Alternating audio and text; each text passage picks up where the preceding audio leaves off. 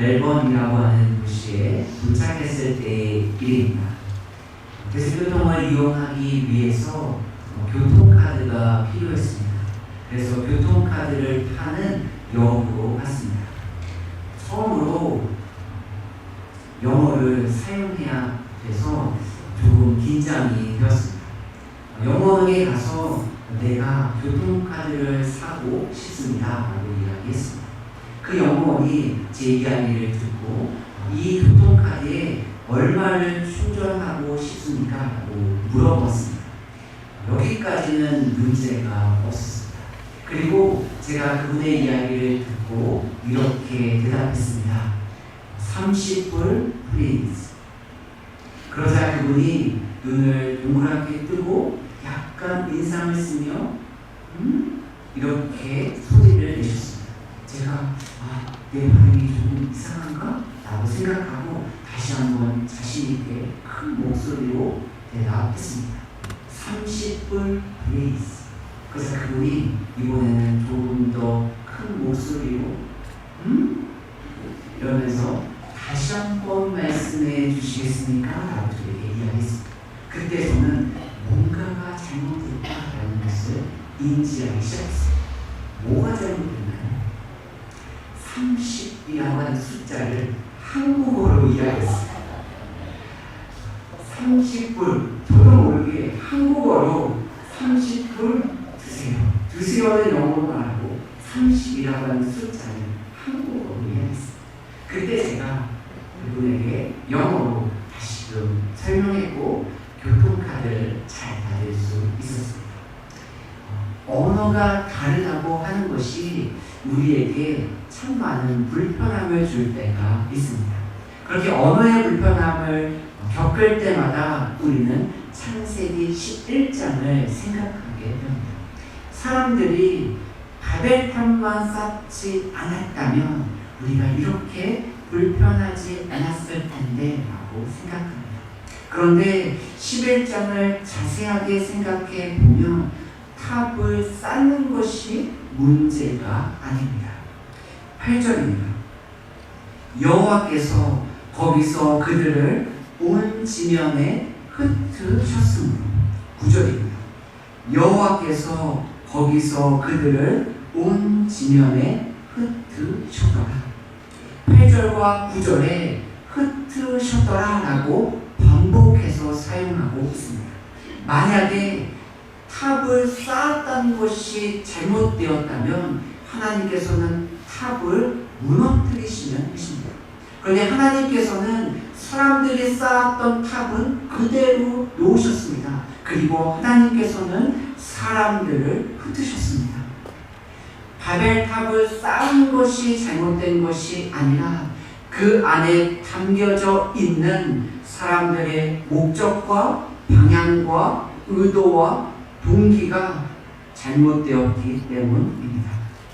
하나님께서 사람을 하나님의 형상으로 지으셨습니다. 그리고 사람들에게 두 가지 은혜를 베푸셨습니다. 첫 번째, 하나의 언어를 사용하도록 하셨습니다. 1절입니다. 온 땅의 언어가 하나요, 말이 하나였더라. 언어와 말이 하나였습니다. 언어와 말이 하나면 서로의 생각을 이해하고 서로의 마음을 나누는 것이 쉽습니다.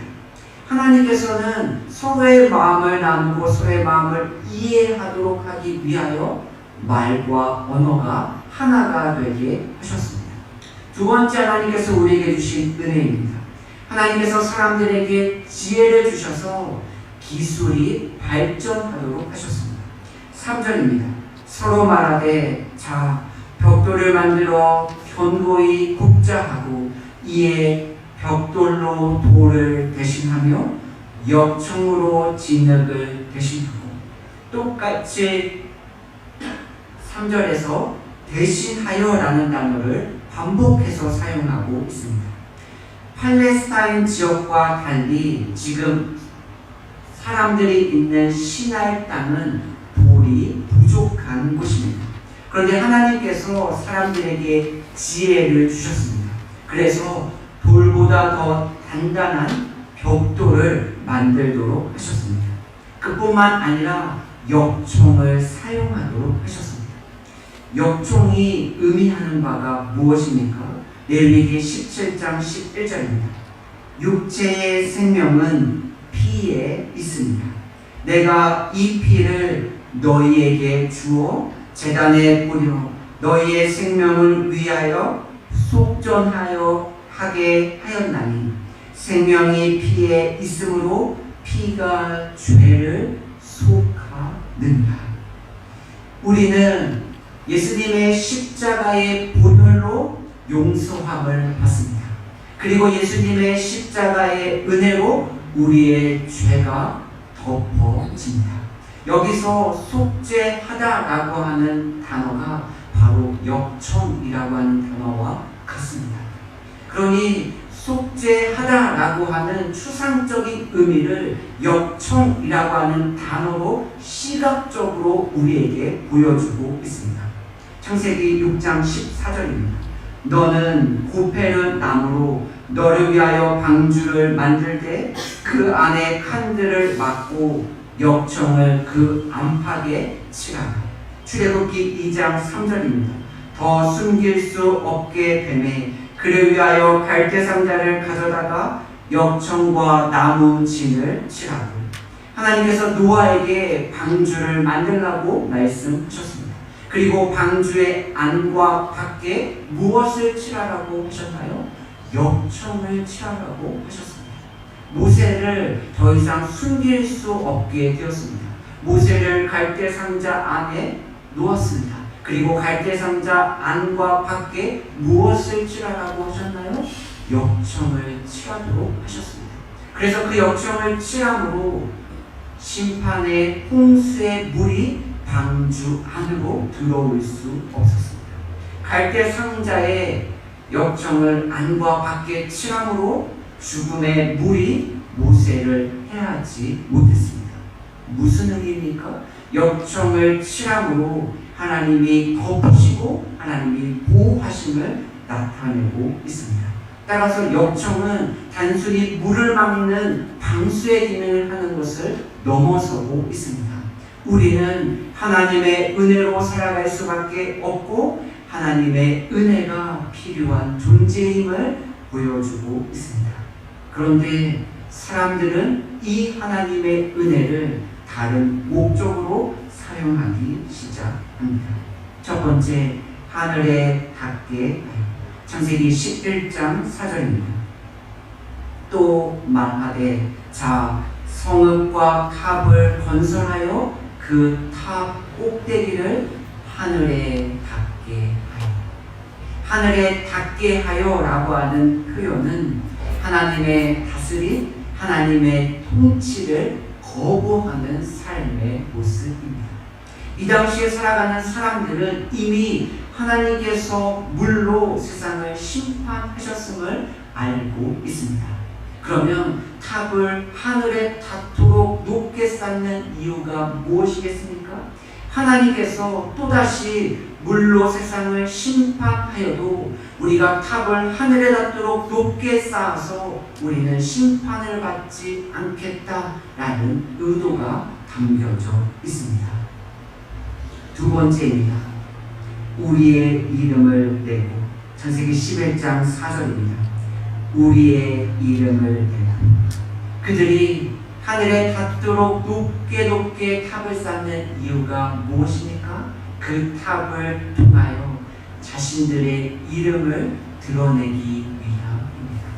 하나님의 영광보다 자신의 영광을 드러내기 위한 마음이 담겨져 있습니다. 마지막 세 번째입니다. 흩어짐을 면하자 하였더니. 창세기 11장 4절입니다.